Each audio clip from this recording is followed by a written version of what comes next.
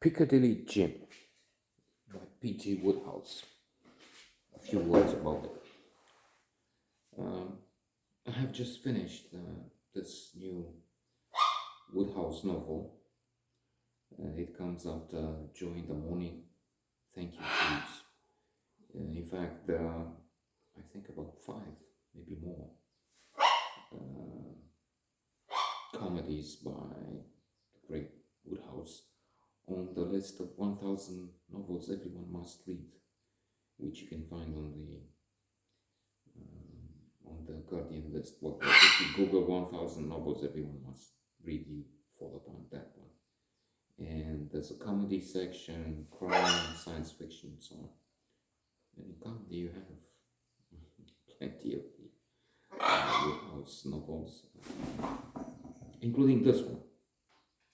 Humor is crucial indeed, everybody knows. And it's also listed, interestingly, as one of the character's strengths by Martin Seligman, co-founder of positive psychology, co-founder with Mihaly Csikszentmihalyi. And again, if you search the net for Martin Seligman character strengths, you not only find them, but you can see what your score is, so to say. And there's an important rule there. We are much better off when we insist on our strengths than our weaknesses. Also in networks, companies, it's better to focus on what works again on strengths than on weaknesses. So this humor element falls under transcendence. Transcendence would have appreciation of excellence and beauty, would have humor, would have gratitude, would have spirituality, and I'm missing something. So appreciation, humor, gratitude, spirituality, and there should be 5. There is one there which I don't have now. Anyway, so there is this. Then it's also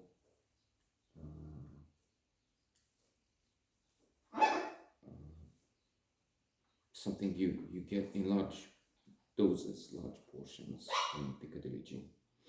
Who is a hero, anti-hero? I was also thinking Termina while reading this, and after that you can use different, as always, different lenses looking into this. And one would be a modern critical cancel culture view, and you would then eliminate the book, dismiss the anti-hero in that case, and say, okay, so he has quite a few takes which are not just sordid, outrageous, atrocious, anathema today, in that he comes across as a misogynistic fellow for something. I mean, yes, he falls in love with Anne, but only after 5 years. I mean, the first time they meet, he's dismissing her poetry, her talent. Indeed, later on, he would be very sorry about that first encounter, go to extreme lengths, in fact, to hide that he is James Crocker, aka Piccadilly Jim, and pretend he's someone else. Bates, he takes the name from the British butler that his stepmother has, and claims to be his son, the son of the butler. But at one point, he's congratulating himself. Look at the woman. Termina. Look at what I've changed. It's Termina. It's my work. Had I not attacked that foolish interest in poetry, she would not be what she is today. Look at her now; she's into kidnapping children. So there's a lot of irony here. So it's not so easy, and then dismissing the book would be wrong, because there's love, there's admiration for Anne and women in general. So it's not just we have this fellow who is attacking her, she is abusing her talent, if there is one. I don't know. It's on many levels. I mean, he appreciates her for being interested in, and she does have a plan to kidnap what is an obnoxious and awful, terrible child. Ogden. I mean, that's. And then again, speaking of Wodehouse in general, and new ways of looking at things, he's the one who has created Wooster and Jeeves. And Jeeves, the butler, the underdog, is the clever one. He's the brains. He's the one to look up to. He is fixing situations. He is the hero, if you will. While his master is foolish, is out of his depth, always in trouble. It has to be his man Jeeves to take him out. The man Jeeves knows culture. Wooster is useless. He's the one we love her. So then more levels. There's more than meets the eye, as they say. Yeah. So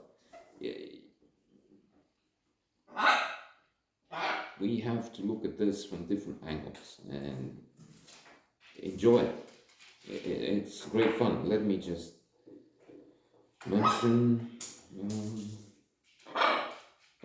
some things I like. The hangover, the morning after heavy drinking, which Piccadilly Jim does on a permanent basis until he meets Anne and he wants to reform. He wants to abstain from drink. He asks Baileys, the butler, if he has painted himself yellow. No.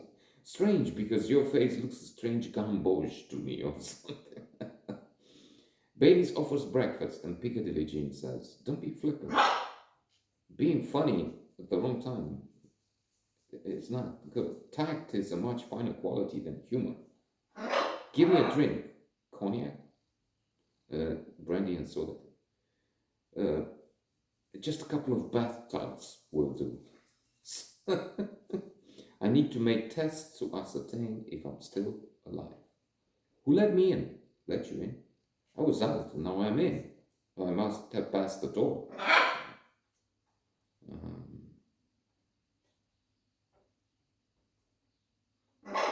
Of course, there's the fight he has and trip to America. Hey, Figumita. And then one other, among many episodes, is when the man of the house wakes up in the middle of the night with this kerfuffle, much going on, trying to steal the explosive, and then the kidnapping plot, and so on. Cries in the night, and he's not interested in saving anyone.